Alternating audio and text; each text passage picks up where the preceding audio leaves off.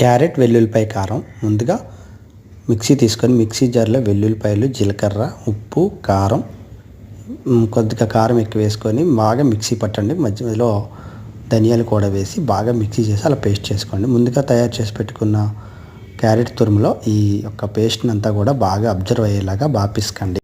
అలా నొక్కి బాగా పిసకడం వల్ల మనకి క్యారెట్ అంతా బాగా అబ్జర్వ్ అయ్యి చాలా టేస్ట్ పెరుగుతుంది. అయితే స్టవ్ వెలిగించి స్టవ్ మీద నాన్ స్టిక్ ప్యాన్ ఒకటి పెట్టుకొని దాంట్లో కొద్దిగా ఆయిల్ వేసుకొని పచ్చెనపప్పు, మినపప్పు, జీలకర్ర, తర్వాత ఎండుమిరపకాయలు, కరివేపాకు ఇవన్నీ వేసి పోపు దినుసులన్నీ వేసి బాగా ఫ్రై చేయండి.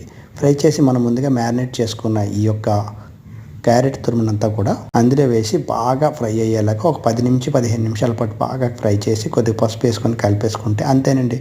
ఇది చపాతీలోకి, పుల్కాలోకి, రైస్లోకి, వేడివేడి అన్నంలోకి ఈ వర్షాకాలం అయితే అదిరిపోతుంది. ఖచ్చితంగా ట్రై చేయండి, సూపర్గా ఉంటుంది. ఒకసారి ట్రై చేసి చూడండి, అదిరిపోతుంది. మళ్ళీ మళ్ళీ కావాలంటారు.